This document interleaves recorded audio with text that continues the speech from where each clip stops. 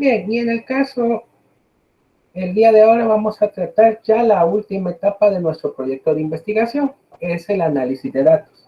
Lo traigo más de un abordaje cualitativo que híbrido, porque casi que todo el proceso que hemos hecho son cualitativos. Entonces, la duda importante que tenemos que hacer es cómo yo ahora, investigador, redacto la prosa científica y académica para poder cerrar todo.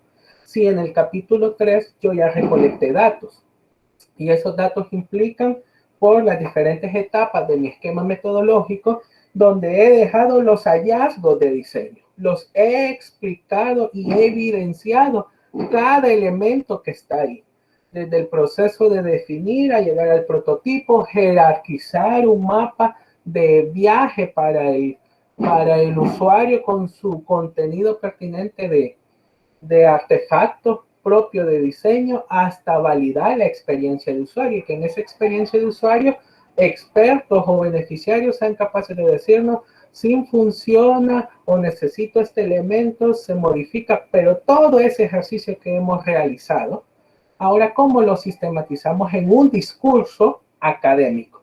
A eso es lo que vamos nosotros ahora.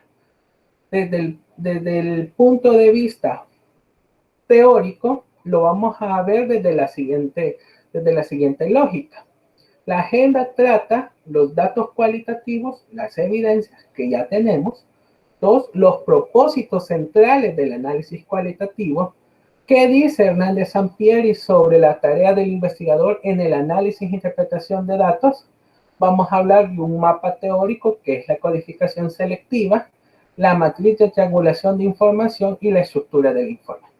Pero fíjense bien, donde quiero que pongan bastante atención, porque es la parte práctica de esta inducción, es la matriz de triangulación de información. Eso es lo que necesitamos terminar de indagar. Entonces, repasemos cuáles son los datos cualitativos o cuál es esa evidencia que a mí me permite ya gestionar una prosa científica. Que todo aquel hallazgo de diseño que yo he podido recolectar por mis entrevistas, por mis asociaciones forzadas, por el diseño del arquetipo, el mapa de usuario, la validación propia de experiencia, etcétera, yo he podido recoger esos datos de forma visual, auditivo y escrito y verbales. Y entonces esta es la data que tenemos que manejar, donde hemos utilizado en aspectos visuales fotografía, video, esquemas, esa carga simbólica que ahora nosotros vamos a interpretar. Es decir, combinar la experiencia, la explicación, el dominio, más la base teórica. Vamos a recurrir entonces al capítulo 2. Y entonces en el capítulo 2 nosotros hicimos una serie de marcos que ahora algunos sustentos de sea del referencial, del teórico, del normativo, del institucional o del conceptual, me van a permitir decir, vaya, esto que permite fundamentar desde la teoría al fenómeno se aplica en la realidad que indagué de esta manera. Y eso es lo que vamos a tratar de ejecutar. Lo mismo con esa lógica para los datos auditivos y escritos, donde tenemos grabaciones, filmaciones, otros tienen informes, han tenido acceso a publicaciones, etc. Y los datos verbales que tienen esa descripción de la problemática que va a responder al enunciado del problema. Todo esto ya lo tenemos y está sistematizado en el capítulo 3. Por consiguiente, ¿cuáles son los propósitos centrales que usted tiene que tener en cuenta al momento de elaborar el capítulo 4 y poder tenerlo presente al momento de la defensa con el jurado? Usted, en primer lugar, exploró datos. Hubo inmersión en el campo al inicio, también en este proceso del capítulo 3, construyó instrumentos y esos instrumentos le han permitido tener un dominio claro sobre el fenómeno de estudio a nivel de descripción, es decir, una realidad subjetiva. Entonces, esa realidad subjetiva, que son datos estructurados, no estructurados, o que están mezclados y que usted los tiene ya sistematizados en un capítulo 3, usted ahora le va a colocar una nueva estructura. Los hechos cualitativos para los procesos sociales se hacen a través de la codificación axial y selectiva. Ya en su momento voy a explicar en qué consisten estos dos términos. Pero nosotros, fíjense bien, en el análisis cualitativo, como ya tenemos una estructura en el capítulo 3, hoy lo que vamos a tratar en el capítulo 4 es responder las preguntas de investigación, lo que hemos colocado en el capítulo 1. Y eso va a regir el hilo conductor del capítulo 4. Y lo vamos a estructurar de dos maneras. Uno, el análisis general. Y ese análisis general debe mostrar hallazgos generales cualitativos que permiten contestar la pregunta general de investigación. Así como el diseño de una aplicación móvil, el del juego didáctico, etc. ¿Qué características tiene? ¿Funciona? ¿No funciona? ¿Qué dice el elemento teórico para atender el artefacto al interactuar con el fenómeno de estudio, etcétera? Entonces generalizamos en esa parte. Y luego de tener el análisis general, que es contestar la pregunta de investigación general, vamos a hacer análisis específicos. Y estos análisis específicos van a responder las 3 o 4 preguntas de investigación específica, en donde vamos a tener todos esos elementos concretos que responden a esas interrogantes y nos va a permitir entonces ya tener una reflexión propia. A mí siempre me gusta recalcar que el capítulo 4 es una estructura personal. Y lo digo personal no por la forma en que se escribe, porque esta debe manifestarse en tercera persona, sino que es el aporte o la reflexión que usted hace. Es una especie de discurso en donde usted avala todo el proceso y dice, mire, mientras se buscó describir esta variable, estas subvariables, estas categorías, estas subcategorías, se encontró esto, se entiende esto, por lo tanto, hay que establecer nuevos mapas de trabajo con el fenómeno de estudio. Entonces, es su aporte prácticamente de todo el proceso. Ya es una reflexión final de todo lo que ustedes han sistematizado. Y entonces, ese capítulo 4 permite describir experiencias. Claro, considerar en estas experiencias el lenguaje y la óptica de la versión de los hechos. Entonces, estos puntos que vamos a ir contestando nos van a dar el valor teórico y la implicación práctica que tiene nuestro proceso. Y ahí vamos a validar todo. Y es donde nosotros tenemos que convencer a nuestro jurado, al que va a leer nuestra tesis en un futuro. Si yo quisiera publicarla, ese tema de discusión que ve en el artículo científico, que tiene el peso grande para que luego usted se convierta en referente de otras investigaciones y lo puedan citar a usted como teórico, eso es lo que tenemos que buscar al describir esa experiencia. Pero esa experiencia tiene que marcar esos patrones de datos. Entonces, usted va a reconstruir una realidad a través de la teoría fundamentada. Usted va a decir, el fenómeno es así, el artefacto funciona de esta manera, y miren cómo este artefacto beneficia al fenómeno de estudio. Punto. Y por eso es una visión holística dentro de su construcción, porque los resultados generan conocimiento disponible. Sus hallazgos de diseño en las diferentes etapas son conocimientos. Conocimientos que ahora deben ser reflexionados. Ya no solamente a nivel de material, cómo se ve su prototipo, sino desde la perspectiva técnica. Cómo se aborda en la teoría propia del diseño, en lo que nosotros vamos a responder. Esa es la intención que usted tiene. Bueno, estas son las 5 intenciones para ese capítulo 4. Hernández Sampieri entonces propone que durante el análisis e interpretación de datos nosotros tengamos diferentes asignaciones. Y habla él desde la recolección de datos. Y entonces en la recolección de datos, él plantea que son los primeros datos que usted ya observó o que usted obtuvo a través de observaciones generales, pláticas informales, anotaciones, etc. Lo primero que usted vino y sistematizó en el capítulo 1, que lo puede retomar para el capítulo 4 siempre y cuando permita dos cosas. Uno, validar lo que usted encontró durante el capítulo 3 y si eso le va a permitir a usted responder la pregunta general o las preguntas específicas de investigación. Y si eso apoya un nuevo elemento que puede establecer cuál es lo novedoso de su proceso de investigación. Luego, usted lo que trabajó fue una inmersión más profunda y en eso consiste su capítulo 3, donde hizo observaciones más enfocadas, hubo pláticas más dirigidas, anotaciones completas, el diseño del artefacto, instrumentos para validar ese artefacto, proceso de asociación forzada para el naming, su branding corporativo, etc.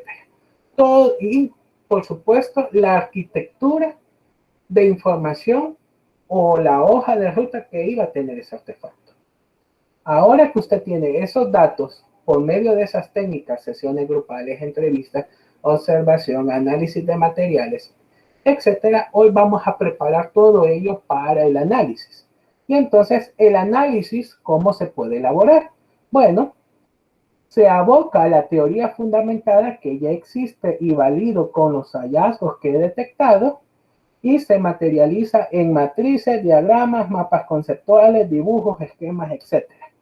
De todos ellos, vamos a utilizar primero una matriz para poder elaborar el capítulo 4. Ojo, pero esta matriz que les voy a enseñar va a ir en anexos, no es el capítulo 4. Es la matriz lógica que me permite construir el capítulo 4, pero no lo vamos a colocar en esa etapa, sino que en anexos. ¿Cómo también se puede construir el capítulo 4? Bueno, haciendo esquemas o mapas conceptuales, que esa es la codificación selectiva. Y también usted puede alimentar la prosa con dibujos y diagramas. Ahí no habría ningún problema. Entonces, ¿qué sucede con las tareas analíticas? Tanto con los datos de inmersión general como las profundas. Uno, usted ve y le permite dar un contexto sobre cómo funciona el fenómeno de estudio y entonces eso me puede abrir un análisis general. Y luego, en aspectos concretos, me va a permitir responder de forma específica a elementos concretos. Y es así como funciona la lógica inductiva, de lo específico a lo general. Y eso es lo que vamos a buscar. Entonces, los resultados tienen que manifestar, fíjense bien, esa prosa tiene que manifestar significados, patrones, relaciones, principios teóricos, si está vinculado a la normativa jurídica, etcétera, en donde nuestra operativización de las variables nos va a permitir a nosotros hacer conclusiones generales, conclusiones específicas, recomendaciones generales y recomendaciones específicas. Esto es según el punto de vista de Hernández Sampieri. Ahora, trabajar el mapa teórico. Esto lo voy a explicar por fundamentación teórica, pero no lo vamos a utilizar, porque ya esto está empleado en todo el capítulo 3, pero no para el capítulo 4. Entonces, usted durante el capítulo 3, cuando estuvo recibiendo sus entrevistas que le permitieron concebir su artefacto, usted aplicó la codificación axial. ¿Qué es la codificación axial? Aquel código vivo, es decir, aquella frase que le dijo el experto. Niños, cualquier informante que usted recurrió en el capítulo 3, le van a permitir entonces describir las subvariables de la investigación. Entonces, la intención es describir palabras claves. que permitan entonces jerarquizar los hallazgos propios de diseño en la prosa científica. Esa es la codificación axial. Entonces, yo identifico esas palabras que me van a dar una jerarquía para poder establecer un cuadro en donde la transcripción de datos se va a traducir luego en un mapa mental. Entonces, ¿cuál es el proceso de la codificación axial? Que usted en la mayoría de las etapas de su análisis del capítulo 3 ya lo implementó de diferentes maneras, pero esta es una forma también de trabajarlo. Cuando usted ha transcrito sus datos, tiene el nombre del informante, tiene el código vivo, ha podido identificar a qué subvariable, a qué categoría su categoría pertenece y ha podido establecer un lienzo de conclusiones. De esa manera usted lo ha trabajado, pero en procesos sociales funciona de la siguiente manera. Pongo el nombre del informante, transcribo literalmente lo que dice esta persona, establezco cuál es el esquema teórico al que pertenece y luego establezco, gracias a la matriz de investigación, cuáles son mis categorías, y eso lo pongo en negrita, y las palabras claves que yo identifiqué del código vivo. Este tipo de matriz de codificación funciona más para las investigaciones sobre el diseño, que son aquellas que son análisis semióticos o tienen un abordaje más profundo, pero su intención es generar conocimiento. Y entonces, este es un ejemplo claro de cómo funciona esta matriz de codificación axial. ¿Ven? La variable de investigación en este caso es comprensión semiótica. Las subvariables están desglosadas por el método de Panofsky, que con la primera que sería preiconográfico, tengo al informante, qué es lo que me ha dicho este informante, y entonces ya codifico de forma axial. Yo sé que el nivel preiconográfico tiene identificación física, percepción sensorial y sentido experiencial. Y entonces, dentro de este código vivo, yo identifico palabras claves que me van a permitir jerarquizar luego un mapa mental. Y eso lo hago con todas las técnicas de recolección de datos que me permiten obtener códigos vivos. Normalmente esto se trabaja desde lo social con las entrevistas y las sesiones grupales. Luego de tener toda la matriz de codificación axial, pasamos al mapa teórico. Y el mapa teórico es esto, lo que me permite a mí establecer cómo el fenómeno de estudio funciona. Se esquematiza porque los esquemas o diagramas es la forma perfecta de ejemplificar una teoría de análisis, en donde a usted se le categoriza, el investigador ha sistematizado su hallazgo o su aporte al conocimiento científico de esta manera. Entonces, la codificación selectiva es una jerarquía de conceptos a través de mapas mentales o redes semánticas que describen al fenómeno de estudio. Y entonces, este aplica, en este caso, aplica más para ejercicios teóricos como el análisis semiótico, que tengo la variable, las subvariables y qué compone cada subvariable, y eso me permite a mi investigador trazar una forma lo que yo voy a escribir en el análisis general y específico. Pero hay otra forma de trabajar la matriz lógica de interpretación de datos cualitativos, a lo que vamos a denominar memo analítico. Entonces, ustedes que tienen artefactos de diseño van a trabajar el memo analítico. ¿Y qué es el memo analítico? Aquel que documenta las decisiones o las definiciones hechas hasta el momento del abordaje de la data. Entonces, aquí vamos a dar paso a la triangulación de información que le va a permitir a usted, investigador, interpretar, analizar y establecer su prosa científica. Y entonces usted va a tener 4 tablas. Fíjese bien, 4 tablas. Una del análisis general, una que responda a la variable de investigación, la otra que va a responder a la subvariable de investigación, tendrá otra que va a pertenecer a la subvariable de investigación 2, luego la 3, y si tiene subvariable 4, pues a la 4. En algunos van a ser 4, en otros van a ser 5 tablas. Y en estas 5 tablas, lo que usted va a procurar es establecer hallazgo. El hallazgo ya lo tiene. Eso pertenece al capítulo 3. Son los hallazgos de diseños que usted ha colocado, que ha enumerado por etapas. Ahora, lo que le va a tocar a usted es que si usted trabajó en orden lógico con su matriz de investigación, y por eso es que yo les insistía en el diseño de sus instrumentos, no olviden que esto tiene que pegarse a la subvariable, a la categoría, a la subcategoría, porque le va a permitir jerarquizar de mejor manera. Si no lo hizo así, entonces va a tener que agarrar su capítulo 3 y comenzar a clasificar los hallazgos de diseño, si pertenecen a la variable, a las subvariables, y a las subvariables. Y ahí es donde usted tiene que comenzar a jerarquizar. Ahora, ¿cómo diferencia hallazgos de diseño para la variable y para las subvariables? Fíjense bien, para la variable de investigación, sus hallazgos deben tener una afirmación una alegación. Puede ser esta afirmativa o negativa de forma general y que haga alusión a una de las subvariables. Y eso le va a permitir entonces clasificarlo en el análisis general.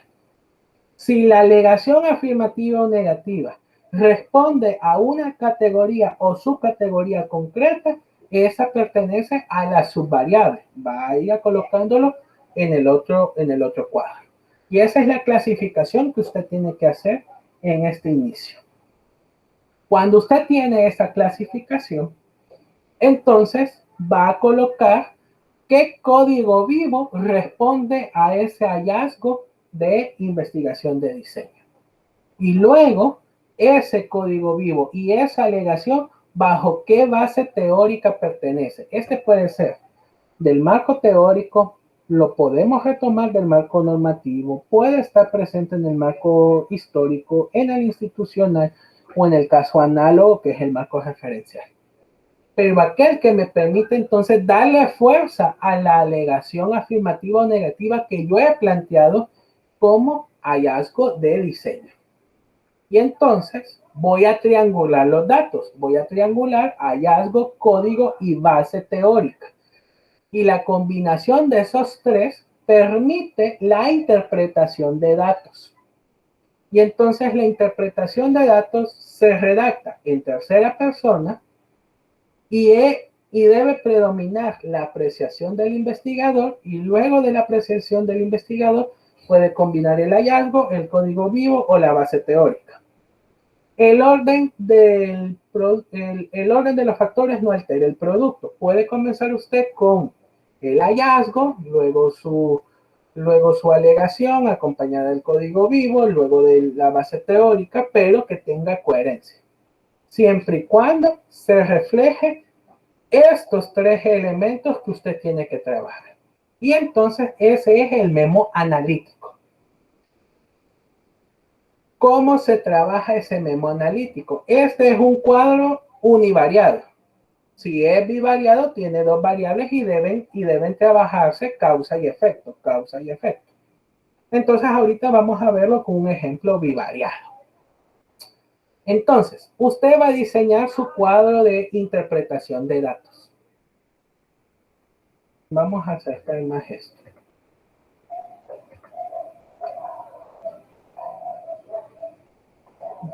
Entonces, usted tiene su cuadro. Usted tiene su cuadro. Ey, ¿qué pasa? Tranquilo. No, ya has pasado de lanza.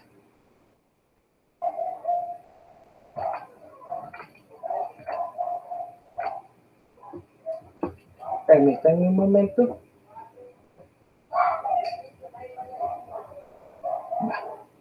Pero no es así. Perdón, Lick, Dígame. el primer memo que estaba mostrando era univariado, ¿verdad? Porque vi que Sí. solo tenía, y no aparecía la variable, ¿verdad? Solo aparecía la primera la primera columna estaba resumida como la variable y el hallazgo, ¿verdad? Así es. Ok, Ahorita voy a mostrar el ejemplo un bivariado, bivariado. pero no sé qué me ocurrió que esto se me fue hasta arriba. Permítanme un momento. Aquí está. Entonces, fíjense bien, yo tengo este memo analítico bivariado. Tengo la variable independiente y tengo la variable dependiente. Entonces, genero dos columnas y en medio de cada una voy a establecer hallazgo de diseño, hallazgo de diseño. Luego que he hecho esto, viene la base teórica y luego viene el código vivo. Entonces vamos a triangular. Viene usted, Kenneth, en el caso con City y con Luis, y establecen, bueno, yo tengo una variable independiente que es el diseño de aplicación móvil. Y la variable dependiente tiene que estar atado a las cosas de geolocalización y el nivel de seguridad preventivo. Y entonces, ¿qué hallazgos de diseño tengo? Tengo A, B, C, D, E, F, G, los que sean necesarios. Los que sean necesarios. Aquí no hay un límite de decir solo voy a poner 3, solo voy a poner 5, pueden ser todos los necesarios, porque la intención de esta triangulación es que estos se conviertan en mis párrafos de la prosa. En el ejemplo que tengo aquí es con la tesis de Karina y lo que hicimos fue diseñar la tabla y le decía yo al grupo de Karina, bueno Karina, entonces en el recorrido virtual, ¿qué hallazgos podemos decir ahorita que son generales y que van a responder a tu pregunta de investigación? Y entonces ella con su equipo dijo, bueno, en primer lugar, la realidad virtual no es aplicada en la arqueología salvadoreña. Y entonces, como es un hallazgo bien general y propio del diseño, lo colocamos. ¿Qué más, Karina? No hay dentro de por lógica, no hay técnicas de digitalización y también no hay simulación virtual. Lo colocamos. Y en el aspecto de enseñanza-aprendizaje que esté vinculado a realidad virtual, bueno, fíjese que hay un desaprovechamiento del recurso pedagógico tecnológico para profundizar en el tema que nosotros hemos elegido, que es hacer la simulación para explicar arqueología precolombina en los años 800 después de Cristo. Tenemos los hallazgos propios de diseño. Luego viene la base teórica. Vaya, Karina, de la base teórica de tu marco, ya sea referencial, el histórico, el conceptual, etcétera, ¿cuál vas a elegir? No, mire, en mi marco teórico yo coloqué dos informaciones. Una que hace alusión a los recorridos virtuales y otra que hace alusión al proceso de enseñanza-aprendizaje con Johnson y Johnson. Perfecto, agarrémoslo. Del código vivo, ¿qué elemento de entrevista realmente te va a permitir sustentar estos hallazgos? Y fue una entrevista que ellas hicieron y que tenían sistematizado dentro de la recolección de datos. Hoy el truco es combinar. Y entonces, ¿cómo inicia la interpretación? En tercera persona y es la apreciación del investigador. Y entonces comenzamos a redactar. En el presente capítulo de análisis e interpretación de datos, el equipo investigador profundiza dos conceptos claves: recorrido virtual y enseñanza-aprendizaje. Dos dimensiones de carácter cualitativo para validar desde lo académico un prototipo de arqueología virtual pensada desde la investigación-acción. Punto. Un hecho notable es que incorporamos el primer hallazgo. La realidad virtual no es aplicada en la arqueología salvadoreña. Por lo tanto, El Salvador desaprovecha un nicho de mercado que pueda sumergir al patrimonio cultural en una economía naranja concentrada en la participación activa de profesionales de humanidades y de la sociedad en general para dinamizar la cultura como motor de desarrollo económico. Y luego viene el código vivo. El recorrido de San Andrés es una alternativa que generará una nueva experiencia, asegura Girón, Comunicación Personal, 9 de octubre de 2018. Esta oportunidad tendrá impacto en la arista educativa, pues los recursos tecnológicos son gran de apoyo y transmisión de contenidos especiales para una temática a tratar. Johnson y Johnson. Y ustedes me podrían decir, Lick, pero en esa columna me va a salir larga. Porque la idea de esa columna que usted tiene ahí de interpretación es que usted pueda, cuando esté trabajando un nuevo archivo, usted haga lo siguiente. Ya solo escriba capítulo 4, análisis e interpretación de datos. 4.1, análisis general, y lo puedes rotular con su pregunta de investigación. Y lo voy a poner ahorita, pregunta de investigación.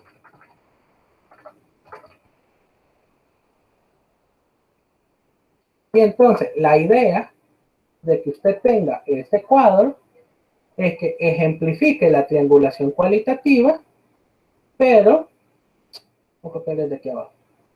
Y usted simplemente a esa columna de interpretación venga, copia, pega. Y ya le da el formato correspondiente. En este caso lo voy a dejar en Arial. Y entonces, miren, ya tienen su primer párrafo del análisis. Y entonces lo mismo hacen con lo siguiente. Tengo que seguir escribiendo. Entonces, tengo el segundo hallazgo, etcétera, y entonces hago el mismo procedimiento. Ese mismo procedimiento con el que yo he triangulado, simplemente me va a permitir a mí copiar y pegar. Y eso es lo que hay que hacer en el capítulo 4. Y entonces usted ya tiene de una forma certera que usted esto se le va a ir generando. Y puede ser que los párrafos que le salgan sean para 2 o 3 páginas por análisis.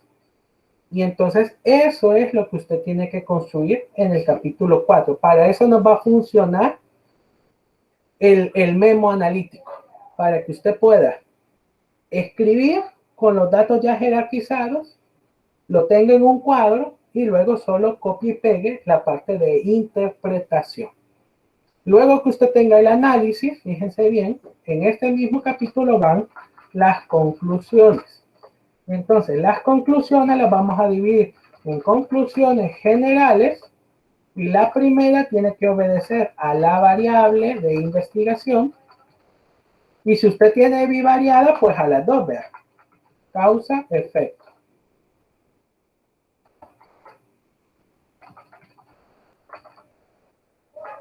La segunda conclusión a la subvariable de investigación 1. Y lo mismo con las otras. Subvariable 2, subvariable 3 y la subvariable 4. Y en el caso se escriben en prosa, pero para que ustedes puedan tener ya los párrafos de esas conclusiones, este es el índice de contenido.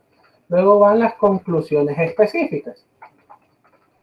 Y entonces, la específica 1 obedece a la primera categoría 1 de la subvariable 1. Categoría 2, la subvariable 1. Categoría 3. Ustedes tienen 4, pues a la cuarta. Por eso es importante la operativización de la variable. Si se recuerdan, ese dolor de cabeza de generar aquel mapa, pues esto es lo que te permite. Y lo mismo vas a hacer con las recomendaciones. Recomendaciones generales, variables de investigación, subvariables, y lo mismo recomendaciones específicas, y a pesar que esas las puedes dirigir al gobierno, a la escuela, a la institución donde vos estás interviniendo, etcétera. Pero tienen que obedecer a esta misma lógica. ¿Dudas hasta el momento? Solo para dejar claro, estas tablas van en anexos y se van a tratar, me imagino, algo así como el desarrollo estilo índice de la metodología en el capítulo 3, ¿verdad? Algo así, en cada punto. Sí, en el caso, este memo analítico va a ir en anexos. Esa matriz tiene que reflejarse en el índice de tablas generales que está al principio. Y se llena con los hallazgos de diseño que ustedes ya tienen en sus diferentes etapas. De ahí, Kenneth, lo que necesitarías entonces es extraer de los marcos la base teórica, los códigos vivos que te van a servir, y luego que te pongas a escribir. Escribir y procurar que el primer párrafo, a pesar que es independiente, tiene que ser complementario con el segundo. Y tenés que jugar entonces con los conectores de texto. ¿Ves? Para que el lector cuando esté leyendo no siente un salto brusco. De decir, hey, aquí dijo una cosa pero se saltó a otra. La idea es que si vos decís algo aquí, pero esa primera etapa que has dicho se va a venir complementando a medida los párrafos se van incrementando. Es decir, el párrafo 1 tiene conexión con el 2. El 2 debe tener conexión con el 3. El 3 con el 4 y así sucesivamente. Y la misma lógica con los específicos. ¿De acuerdo? Ok, y nos va a dar como una especie de nomenclatura o listado de puntos ajá, para ir desarrollando el capítulo 4. O no existe en este caso porque no va a salir diferente a cada quien. Bueno, que la verdad es que, como les estaba diciendo, el capítulo 4 se divide en varias cosas. 4.1, análisis general, que es tu pregunta de investigación. Y luego el 4.1.1, análisis específico 1, que pertenece a tu pregunta específica 1. Si quieres, lo vamos a ir dejando aquí. Pregunta de investigación, pregunta general de investigación. Entonces, el siguiente pertenece a la pregunta específica 1, investigación 1. Luego, el 4.1.2, análisis específico 2, 2, que pertenece a la pregunta específica 2. Hoy con el 3, pero este es 4.1.3. 3 y 3. Creo que ustedes tienen 4 preguntas. 4.1.4, análisis 4, pregunta 4. Luego 4.2, conclusiones. 4.2.1, conclusiones generales. 4.2.2, conclusiones específicas.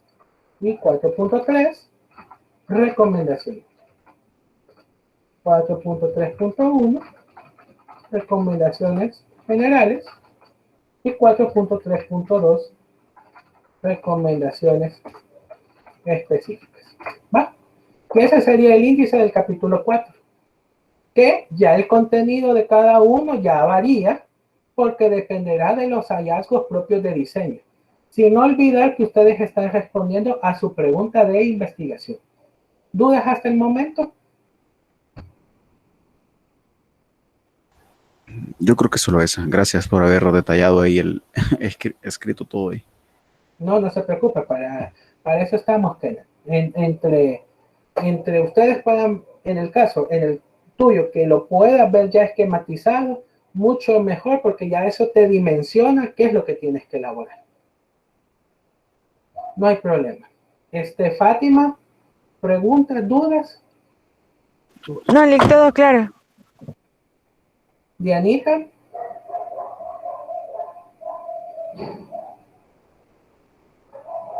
No, Lick, todo está claro. Gracias. Eloísa y Gaby. No, Lick, por el momento no. Cuando lo escribamos quizás, pero ahorita creo que no. No, Lick, gracias. Eduardo y Pamela. Creo que por el momento todo claro, Lick. Perfecto. Entonces yo les voy a compartir ese documento que acabo de generar, ya lo voy a subir al Classroom para que ustedes puedan tenerlo en cuenta y les voy a sacar aparte este cuadro, que algunos de ustedes tienen estudios bivariados, otros los tienen univariados. El que lo tenga univariado simplemente ignora estas dos columnas y se queda variable, hallazgo, base teórica, código vivo, interpretación. La clave es esto. Y si ustedes me preguntan, ¿y por qué estamos llenando tanto cuadro? Es que, por ejemplo, a mí me ha funcionado que ustedes puedan sistematizar su información en matrices.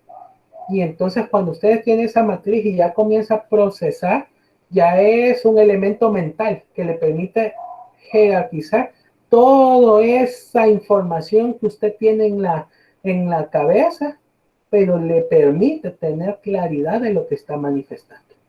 Eso es lo que yo necesitaría. Y entonces el capítulo 4 es meramente prosa, que se constituye de esa manera. Nada más y nada menos. ¿Dudas hasta el momento? Angélica, ¿dudas? No, Lick, todo claro, pero creo que sí, como dice Gaby, creo que las dudas surgirán en el camino. Perfecto. Y antes de todo, me gustaría saber, de forma general, cómo vamos cerrando el capítulo 3 con los equipos. Si quieren, empiezo primero aunque estén todos, solo díganme en forma general. Primero con Yancy, luego con Gaby, luego Eduardo y luego me dice usted, Kenneth. Ok. Vaya, Lick, nosotros la semana pasada tuvimos la oportunidad de empezar con el testeo. Ya hemos testeado la app con la mitad de la muestra con la que habíamos conversado con usted, que iba a ser pequeña debido a que realmente no hay muchas personas daltónicas en el país y tampoco en niños. También logramos testear en niños daltónicos y también ya la revisó la especialista en salud visual, que es la oftalmóloga, y ya hizo sus observaciones también, las dejó en anotaciones. Y también realizamos unos cuantos ajustes en la app porque consideramos que era más pertinente hacer como más opciones de elección para el usuario, en este caso los niños. Y también a partir de esos cambios que hicimos, estamos también contactando a las mismas personas que hicimos el testeo para realizar una nueva prueba y ver si tenemos otro tipo de resultados también, pero igual, por el momento ya tenemos avances con el testeo, ya cerrando el capítulo 3. Y los cambios no son tan significativos, Fernanda. Fíjese, Lili, que los cambios son con respecto a los iconos, porque nosotros en el test teníamos, digamos, dos iconos, por ejemplo, dos manzanas, vaya. Entonces, entre esas dos manzanas, el niño tenía que seleccionar la de color amarillo, por ejemplo. Entonces, en ese caso, el niño se iba más por la que visualizaba más clara. Entonces, nosotras lo que hicimos, porque veíamos que los niños se guiaban más por la tonalidad clara que la oscura y así se iban como ayudando a ellos mismos. Entonces, por lo que nosotros optamos fue por poner más opciones de manzanas para que ellos vieran como, digamos, a escalas de diferentes colores. Nosotras nos apoyamos con una aplicación que es de visualización de los colores de acuerdo al tipo de daltonismo, por ejemplo, pero solo es para personas de visión normal. Si usted quiere saber cómo mira a un niño con protanopía, la pone a la app con protanopía. Entonces pone la cámara y ya se visualiza usted cómo vería si tuviera protanopía. Entonces con esa app nos apoyamos para seleccionar las nuevas gamas de color con las que vamos a variar y poner varios elementos, no solamente uno. Perfecto. Sí, Lick, es que con el testeo, de hecho fueron a dos niños que tuvimos la oportunidad de poderles pasar el prototipo, niños daltónicos. Entonces, cuando nosotros platicamos con ellos nos hacían o nos mencionaban más bien que es mucho más complicado para ellos si existe una gama, digamos, de colores un poco más amplia. Por el contrario, si, digamos, uno les da solamente dos opciones, como nosotros lo teníamos planteado en el prototipo, a veces uno de los niños mencionaba de que como que por suerte, digamos, logra adivinar cuál es el color correcto, ¿verdad? Justamente por lo que Fati menciona, de que ven como ambas tonalidades y ya ellos más o menos saben identificar si lo ven de esa tonalidad, digamos, pueden saber si se trata del color que se le está pidiendo, ya sea verde, rojo, ¿verdad? Entonces, eso nos ayudó, la verdad, bastante el poder testear con ellos, porque ellos mismos fueron los que nos dijeron cómo a ellos se les dificulta más el observar o el poder identificar colores, ¿verdad? Que es teniendo gamas mucho más amplias de colores y no solamente tener que decidir entre dos opciones. Entonces esos fueron los ajustes que se le hicieron a la aplicación. Y ahorita, como ya digamos, se trabajó en readecuar la aplicación, pues esperamos volver a pasar este testeo a los niños de nuevo para ver cómo reaccionan de igual forma, ¿verdad? ¿Cuándo haríamos eso, Yancy? Esperamos que ya esta semana, entre mañana o miércoles, ya poder realizarlos, porque sí, lo que pasa es de que al menos estos dos niños que son daltónicos, sí nos costó un poco cómo contactarlos y que ellos también tuvieran el espacio, digamos, ¿verdad? Para poderlo realizar. Entonces, igual ahorita solo, digamos que estamos esperando a que ellos nos puedan responder, o los papás, vean, en todo caso, si tienen disponibilidad y qué día tienen disponibilidad para poder volverles a realizar el test o la prueba. De acuerdo. Y una consulta más. La experta cuando vio el prototipo y de lo que ella ha podido manifestar, ¿qué podemos rescatar? ¿Qué dice ella? Fíjese que con eso, o sea, realmente ella estaba bastante como contenta, digamos, con el resultado de la aplicación, y dijo que justamente el que sea como bastante simple o bastante sencilla, además de ser rápida, ayuda mucho a que el niño, como son niños bastante pequeños, igual, ¿verdad? No se aburran y lo vean justamente como eso, como un juego en lugar de un examen, digamos, o de un test como tal, ¿verdad? Entonces ella estaba de acuerdo con eso. Lastimosamente, ella nos había, la doctora nos había prometido poder ella conseguir a niños con deficiencia en cuanto a color, al ser pacientes de ella, pero ella no lo pudo, no pudo hacerlo, ¿verdad? Entonces, los niños a los que nosotros testeamos, uno sí fue en la clínica de ella, pero porque dio la casualidad que el niño andaba pasando consulta ahí, estaba dentro del rango de nuestras edades, entonces ella en ese mismo momento fue que lo llamó, ¿verdad? Pero de ahí a los otros tres niños, nosotros hemos tenido que buscarlos, digamos, por nuestra cuenta, ¿verdad? Entonces, digo lastimosamente porque quizás si los niños con deficiencia hubiesen estado ahí junto con la doctora, creo que también ella nos hubiese podido como retroalimentar un poco más, dándonos observaciones también en cuanto a la aplicación de cómo funcionaba con los niños daltónicos, digamos, ¿verdad? Pero sus observaciones básicamente fueron esas, de que al ser bastante simple, bastante rápida, el niño puede realizarlo sin ningún problema y sin que lo canse o que para él sea aburrido, sino que aparte de que también otra de las observaciones que hacía era de que se entiende bastante bien o se entiende bastante rápido, ¿verdad? El niño a medida va interactuando con la aplicación, es fácil para él saber eh, en qué botón, digamos, apretar o qué hacer con el juego. Y eso justamente también le mencionábamos al Lic Cordero, y el Lic Cordero también nos hacía la observación de que eso es bastante bueno porque las aplicaciones así deben de funcionar, ¿verdad? Como que por intuición también se sepa cómo usarlas sin que haya mayor detalle o sin que haya mayor indicación, digamos, dentro de la aplicación, ¿verdad? Entonces, eso también fue algo certero o un acierto de parte nuestro, digamos, con el prototipo que tenemos.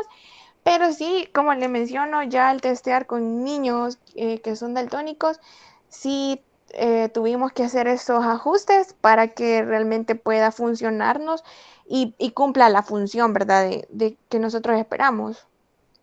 Entonces podemos concluir que la aplicación es un recurso de gamificación para diagnosticar a personas que puedan tener daltonismo, uno. Y dos, que la adaptación del test de Ishihara al proceso de gamificación es óptimo. En eso estaríamos jugando, ¿verdad?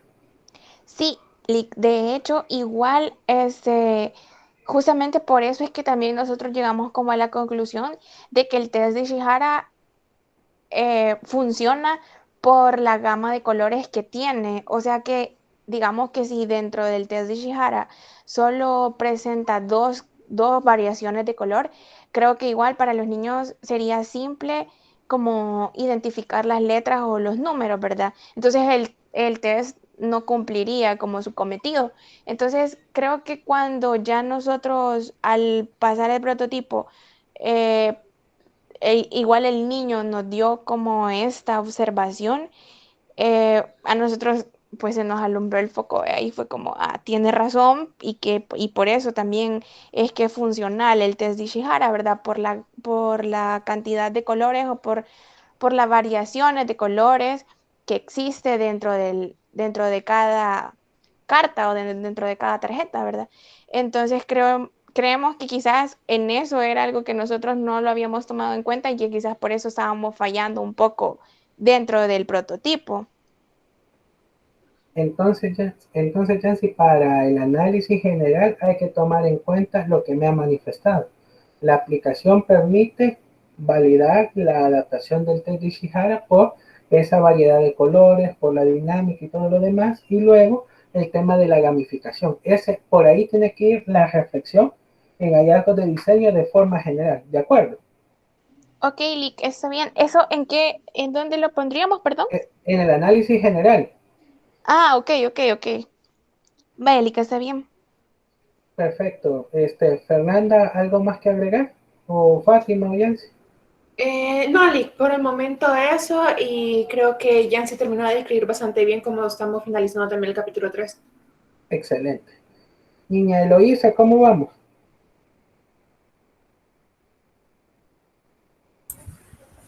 Bueno, como lo dice también está en mi grupo, ¿verdad?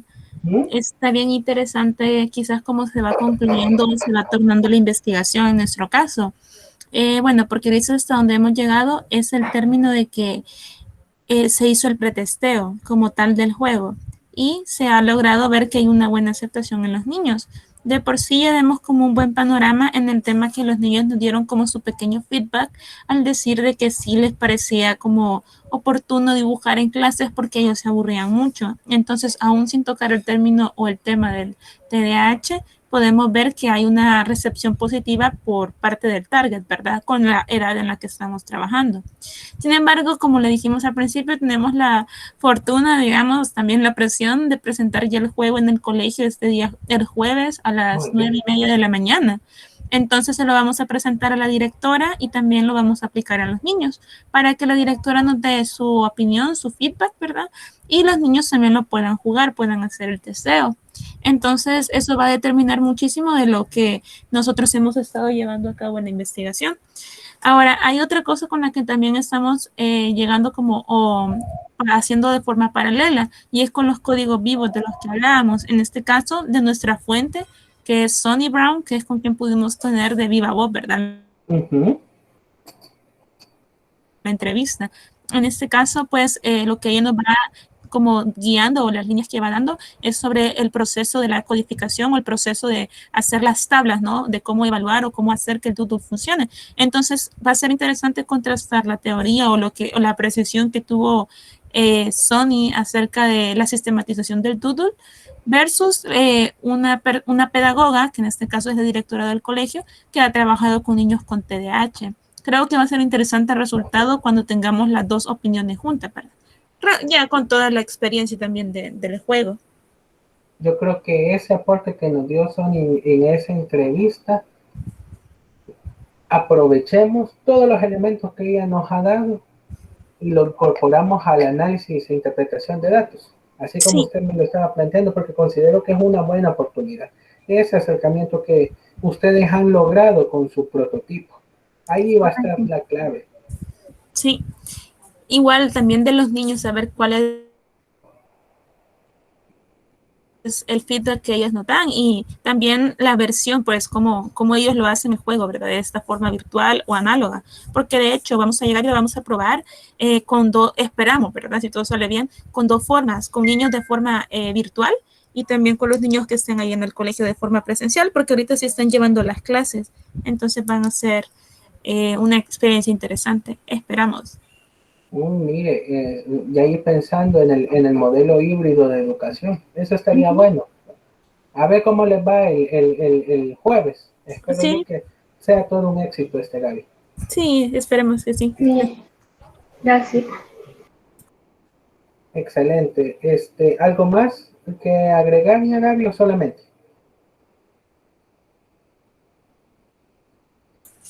Yo creo que solamente, Lick. Perfecto. Ahorita vamos a ver cómo concluimos con esta visita de campo y vamos a sacar las De conclusiones. acuerdo. Pame, ¿cómo vamos con Eduardo y Lourdes? Ahí. En nuestro caso, Lick, nosotros le comentábamos que íbamos a dividir nuestras visitas y pues ahorita lo que hicimos fue la parte de la validación en sí de todo el diseño y de los recursos utilizados para el material. Todavía no hemos tenido contacto con los niños porque queríamos asegurarnos de que el material que se va a presentar haya pasado antes por las especialistas. Entonces, ya en cuanto a diseño y eso, nos hicieron cambios. Más que todo del tamaño de las fuentes tipográficas y de algunos elementos dentro del material, porque se necesitaban que fueran como más grandes y más notorios. Igual, aún así con los textos, hicimos las mismas correcciones y ya esta semana, ya por miércoles, estamos testeándolo con los niños. Ya solo estamos esperando las últimas correcciones de la terapista y imprimimos el material ya para comprobar las actividades. Excelente. Entonces, las correcciones de los artefactos ha estado más que todo en formas y tamaños, nada más. Sí, Y también más que de todo las en eso. actividades. Eso fue lo que validamos esta semana, Lick. Actividades y como el flujo que van a tener. Y pues Perfecto. ya hicimos las correcciones y eso. Excelente. Gracias, chicos. Les agradezco mucho. Cintia, ¿quién? Bueno, en nuestro caso, si recordará, estábamos solo pendientes de validar la aplicación con nuestro contacto, que es el que se nos brindó de Nidel, como especialista en logística de repartición de Hugo. Entonces, él ya llenó el formulario y ya se obtuvieron hallazgos de diseño de su parte. Hay algunos hallazgos interesantes porque él es como que vela por la parte del beneficio de la empresa, o sea, cómo poder trabajar con la app. Entonces, pero tienen algunos puntos interesantes en común con los que ya habíamos detallado y estábamos revisando y repasando la vez pasada con usted por parte de los 15 repartidores que nos están ayudando a validar. Eh, Entre uno de los como más interesantes era tal vez que él mencionaba tal vez la parte de generar, es decir, como una especie de, por ejemplo, ¿verdad? Si la app se lanzara y despegara y todo fuera bien y muchos de sus usuarios la usaran, él menciona que tal vez podría llegar a ser buena parte del público, el mismo de Hugo, porque recordemos que al final son repartidores independientes afiliados a una app de repartición y ahora estarían repartidores independientes afiliados a una app de seguridad para ejercer su repartición independiente. Entonces él decía que como vamos a compartir target casi que entre las dos apps, podría haber una especie de beneficio, es decir, si usabas como el paquete así de las dos apps en conjunto, ¿verdad? Tal vez él considerar eso. Y otro par de ideas que pues están bastante interesantes y pues estamos detallando en los hallazgos de diseño. Y por otro lado también ya se hizo la validación con el ingeniero Cruz Galdames como experto en desarrollo de apps y él básicamente nos da el ok y felicitación porque le parece que el diseño de la app y la manera en la que se expone con el video que ya está final, que usted lo pudo visualizar, le parece muy acertado y de una calidad bastante alta. Y, y dentro de tal vez los comentarios constructivos que él nos pudo dar a nivel técnico, ya son cuestiones de hacer como una especie instrumento. Obviamente esto pues ya es un poquito más grande y más denso de hacer y puede quedar como apunte para desarrollarlo al momento de lanzarla, ¿verdad? Pero es básicamente el seleccionar y establecer una especie de casi que instrumento y técnica de desarrollo de planteamiento de publicidad dentro de la app, casi que lo que hablábamos aquel día, pero él nos da ya una especie de luz de cómo deberíamos hacer, porque él no descarta el colocarle publicidad a la app, porque él dice que si se hace de una manera pensada y bien sistematizada y organizada, no necesariamente tendría que ser intrusiva y molestar a los usuarios, los cuales, según el formulario pasado a ellos, no la quieren. Pero el ingeniero nos menciona que al final hay maneras de hacer que, no que la quieran, pues, pero que tal vez que haya menos, no sé, desapego a ella, si por medio de beneficios o por medio de suscripción, etcétera. O sea, hay opciones que se pueden considerar antes de volverla de pago. Entonces, en eso estamos prácticamente ya generando los hallazgos de diseño para cerrar ya, concluir el capítulo 3 y poder comenzar con este capítulo que usted nos está introduciendo ahora. Respecto a eso, Lick, también seguimos, bueno, terminaron de contestarnos los repartidores, el formulario, como le habíamos mencionado la semana pasada. Ajá. Y también respecto a lo que dice Kenneth ahorita, es que los demás que contestaron igual siguieron como con la misma respuesta de que estaban dispuestos a visualizar publicidad sin ningún problema en la aplicación. Entonces eso también aporta a esta nueva decisión de que nos mandaba el ingeniero a considerar, ¿verdad? Y también otro hallazgo en específico que tuvimos de esta semana de validación es que en aspectos de esta recompensa que queríamos generar o esta propiedad que queríamos generar a través de la personalización del avatar, los usuarios, los repartidores contestaban de que, o más bien resaltaban que lo que le gustaba del proyecto esta parte también, de que poder tener esa interacción, de crear su propio avatar, e incluso recomendaban como a futuro, ¿verdad? También incluir no solamente motocicletas, sino también autos y bicicletas, ¿verdad? Entonces también son puntos a considerar o aspectos que ayudan a que esto vaya que se vaya a considerar a futuro. O sea, que vaya tomando una forma más de aplicación integral. Correcto. Ahorita lo hicimos con motocicletas por lo mismo de la muestra, ¿verdad? Uh-huh. Pero sí son puntos a considerar. Y eso. Bueno, al final eso va a estar conectado con la experiencia personalizada del usuario. Y ahí va a estar el gancho para seguir ocupando la aplicación. Perfecto. Bueno, como lo que he detectado es lo siguiente. Hay equipos que ya están por finalizar su capítulo 3, falta el testeo o ya están jerarquizando información. Y otros están complementando la información correspondiente. El siguiente lunes vamos a trabajar con la siguiente agenda pedagógica.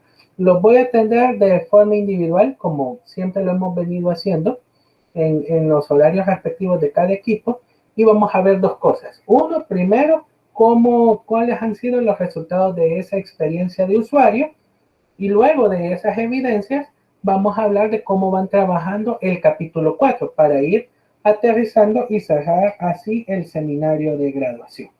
¿De acuerdo, chicos? Ok, Lick. Sí, de acuerdo. Perfecto, entonces pasen feliz noche y cualquier inconveniente que logren, que tengan o avance que hayan hecho, por favor, me escriben un correo y estamos para servirles. Bueno, Lick, gracias. Gracias, Lick. Okay, gracias.